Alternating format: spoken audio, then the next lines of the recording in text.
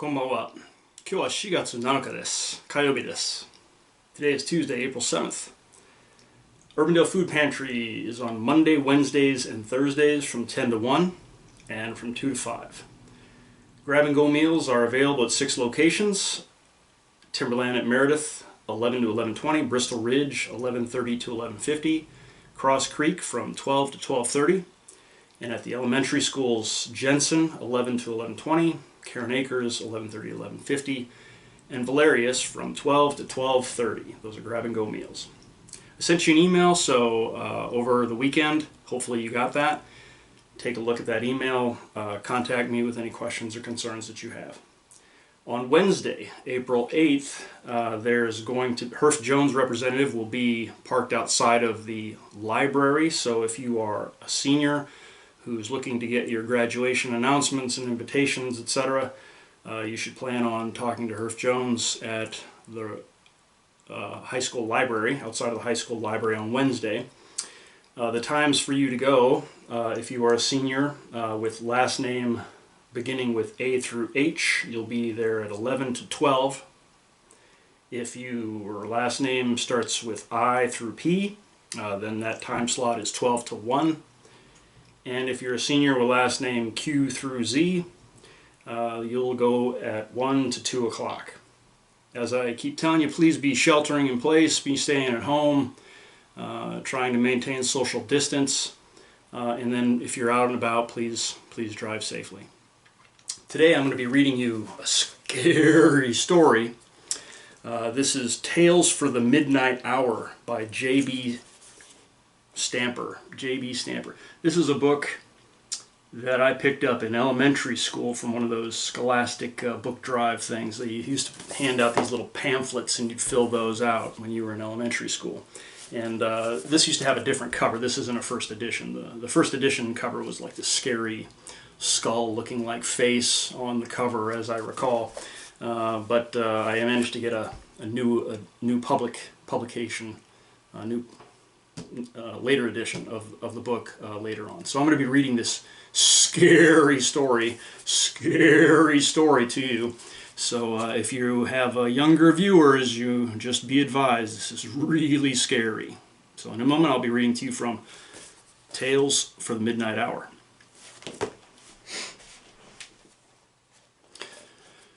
The 10 Claws. Long ago, a small village was plagued by a monster.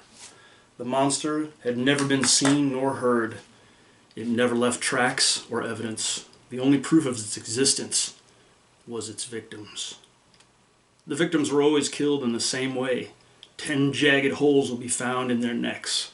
At first, the monster attacked only small animals. A farmer woke one morning to find that 3 of his sheep had bled to death. Then 3 pet dogs in the village were found dead with the same straw claw marks in their necks. Rumors circulated in the village. Everyone heard about the animals, but no one could give a logical explanation for what had killed them. Next, a young calf was found dead. It had bled to death too, its jugular vein punctured by the 10 mysterious holes. After this, men began to arm themselves. Shotguns were set beside beds at night. Animals were kept locked in the barns. Throughout the village, a rash of hysteria broke loose. People put forth all kinds of wild speculation. Neighbors eyed each other with suspicion. Then it happened. What everyone had really feared. The monster attacked a human, Elmer Riley, the town drunk.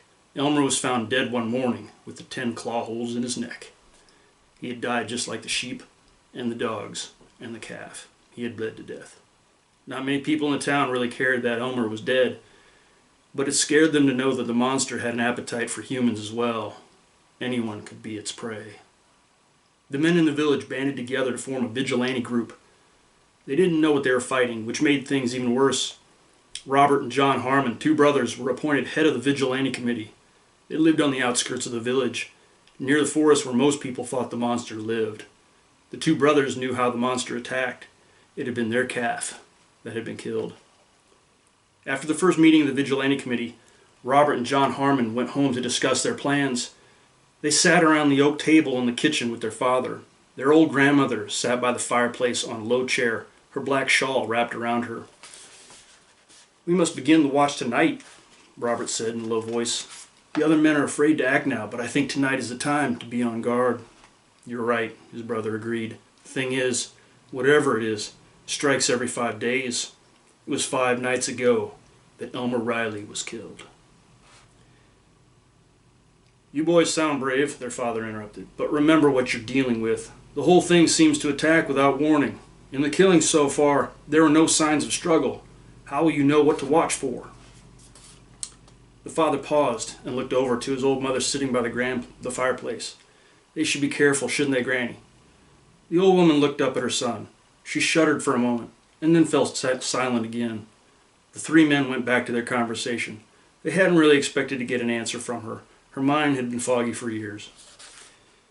Robert began to outline his plan for his father. "John and I will both take our guns to the outskirts of the forest tonight. We'll set ourselves up on the path between the forest and the village.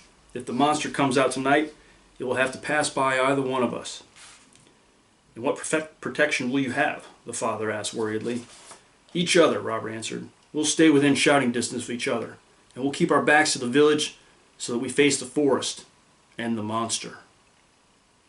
"Someone has to do it," John said to his father. "We don't know who the next victim will be. We can't just sit back and let the monster kill us off one by one." Their father stood up from the table, walked around the room once. Then he shook each one of their hands. "Come back to me alive," he said, his voice choking. The 2 sons picked up their rifles from the floor. Robert pulled a long, sharp machete off of the wall. As they left the room, both of them walked over to their old grandmother and kissed her goodbye.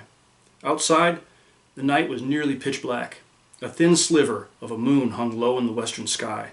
They walked east toward the forest. As they drew near to where they had planned to station themselves, John whispered, "I wonder what it looks like." "I've been thinking," Robert said, "that it could be a bird, a giant bird that swoops down on you and digs its claws into your neck." They both looked up into the night sky. Clouds had shrouded the thin moon. It would be hard to see a dark shadow descending through the sky. "I thought it might tunnel under the ground like a huge weasel," John said softly. "Then it comes out and attacks you from behind." Both brothers felt the skin crawl on the backs of their neck. Slowly, they both turned and looked behind them. For several minutes, they stood together like that in the dark, paralyzed by their own horrible thoughts.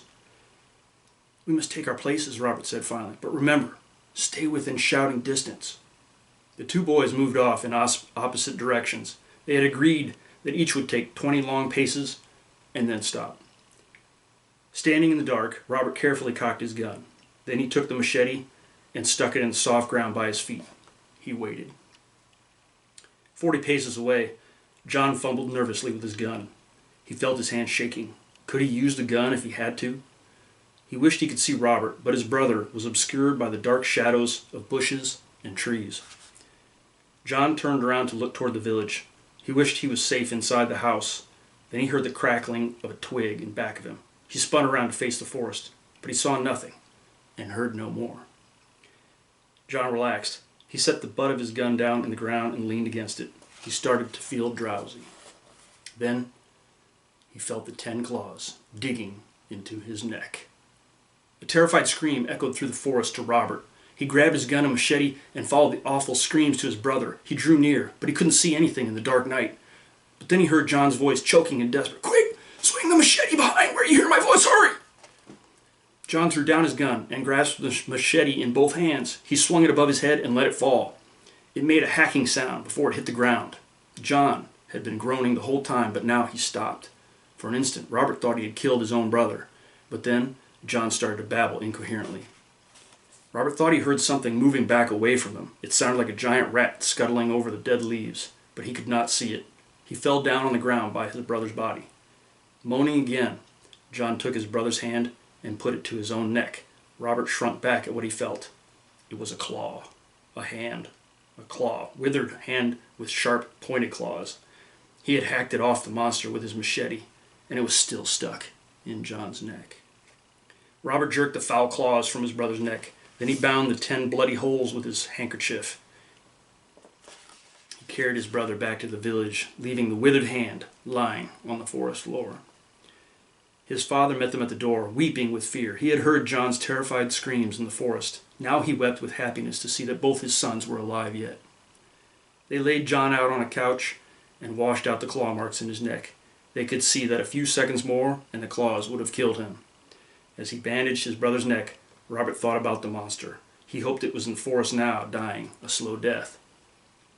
All this time, no one had noticed that the old woman was gone from her spot by the fireplace, and no one noticed when she came back in through the back door and sat down there again. From her low seat, she looked over to Robert and John. No one heard the hiss that came from her wrinkled mouth, and no one saw the bloody stump that she hid under her black shawl. Ooh, scary. And that was Tales for the Midnight Hour.